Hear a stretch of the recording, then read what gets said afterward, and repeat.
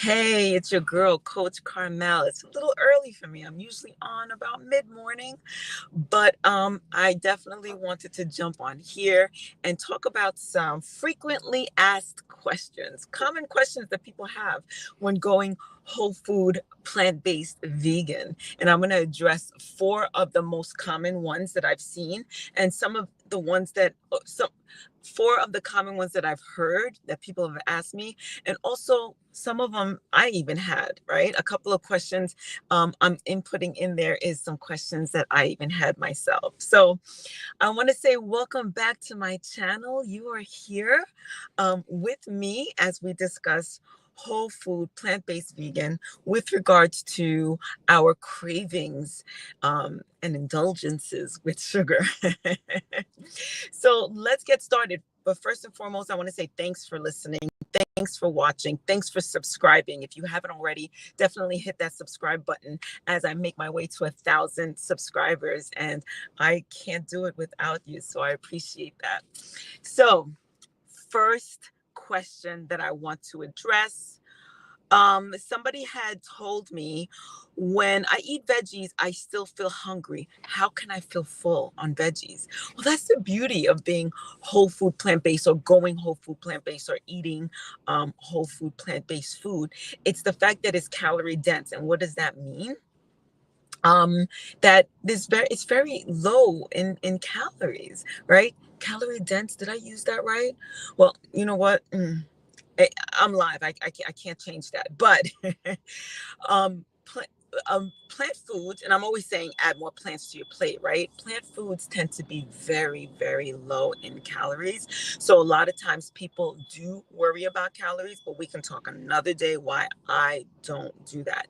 Well, first and foremost, it's kind of hard to count calories when you add plants to your plate. And I'm talking about a variety. When In order to feel full, I'm not talking a salad with lettuce and tomato and maybe some cucumbers, right? I'm talking maybe some spinach, yes, some lettuce and tomato and cucumber, yeah, but let's throw some beans in there. Let's throw some wild rice in there. Let's throw some, what other things do I, quinoa in there. Make it a nice, hearty, full salad. And think about all the plants you can throw into a salad or into a bowl, the avocado, right? And other types of vegetables. You can be creative. You don't have to stick to what you've seen at restaurants when they give you a salad before your meal. And you can always replace some of the meat. We're going to talk about all of this. And a lot of what I'm going to say is repetition. We can always replace some of the meat with tofu and, like I said, beans. And there's so many different types of beans out there. So pick the one that you love and take it from there.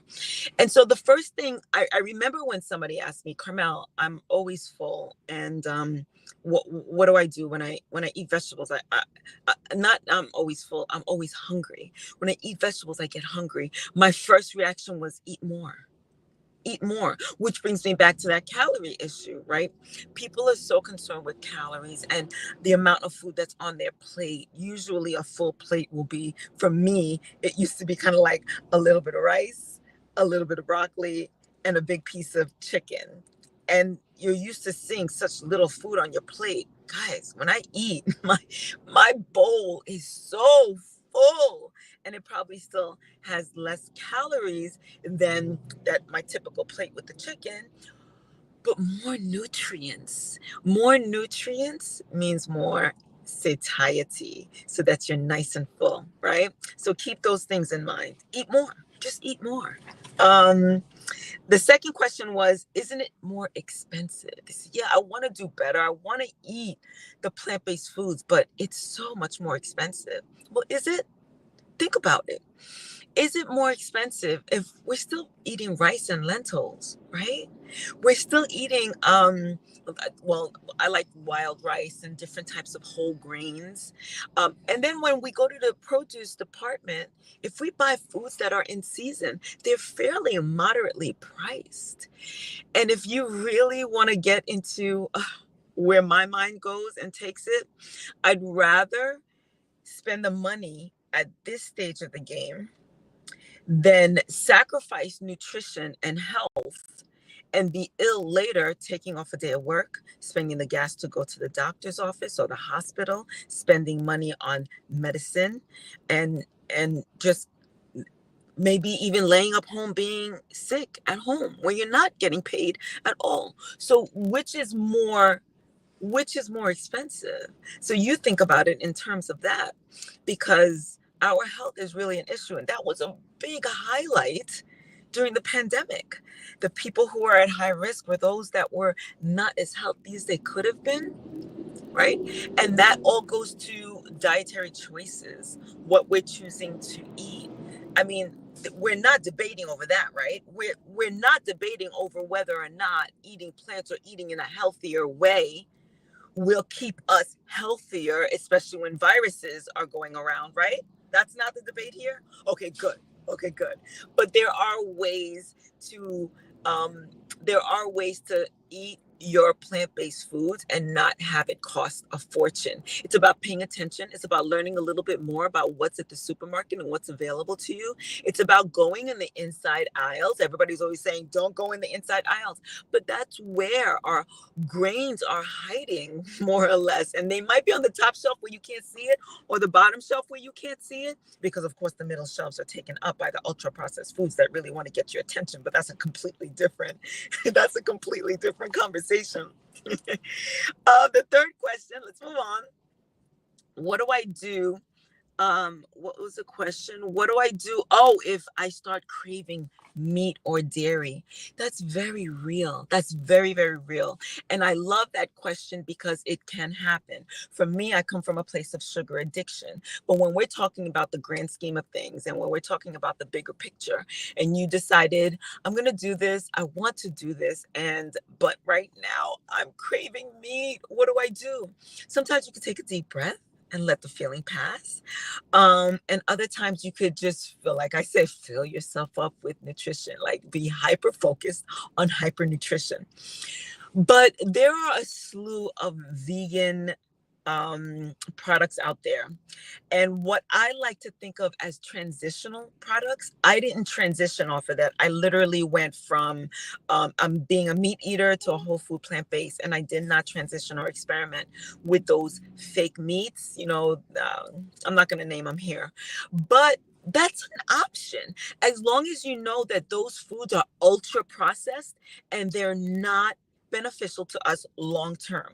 However, you can use them. Are they better than the saturated fat filled meats? Yeah. So you can use them in transition. So use them for a short while until you kind of like build up your strength and endurance for whole foods, and then take it from there. So don't discount those vegan products. And I say vegan that way because there's a difference between whole food, plant-based, and vegan.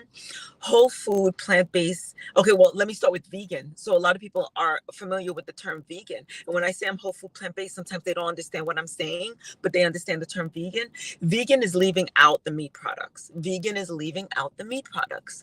However, whole food, plant-based is intentionally incorporating produce. Does that make sense? Produce and the lentils and the rice. It's intentionally incorporating that, because a vegan person could be vegan and never consume a tomato. They could be in the freezer section all day long getting the ultra processed vegan foods. I intentionally eat the tomato and the kale and the spinach and the lentils and the quinoa. All right, our next question. Where do I get my protein? That seems to be the favorite. And when I'm being an ass, excuse my language, I'm like, the same place where the meat or the food that we eat get their protein. The same place where the cows and all the other, and the chickens, the same place, which would be grass and plants. And that's what they're eating. They're vegetarian, they're vegan. But to give you a real answer, there are a lot of high protein vegan, or excuse me, plant-based foods out there. There are a lot of high protein plants that you can consume. Now, are they going to be as much as a big thing of steak or chicken? No, but when we put plants on our plate and we diversify our plate and we put in all, like that bowl that I was describing earlier, that spinach and the avocado and the lentils and the chickpeas and maybe even the edamame, we start to really build a nice bowl of a bunch of nutrients, including protein. Every plant that goes out of the ground, folks, has protein. And I only learned that like within a couple of years ago. I was like, wait, what? Every plant that grows out of the ground has protein. Now it depends on the level, or excuse me, the percentage or the ratio of the protein.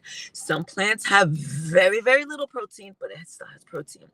The plants or the vegan or vegetarian or plant-based foods that tend to be higher in protein are tofu, our tempeh, our edamame, beans, lentils. You hear the trend, right? Um, Beans, lentils, I said, and broccoli tends to be really high in protein. Brussels sprouts, spinach tends to be higher in protein than some of the other vegetables that we would even consider. And now when you start to build a bowl or a plate full of these, before you know it, you have 18, 19, 25 grams of protein that you probably were not expecting. That's the beauty of it, folks. So yes, you can get your protein from plants.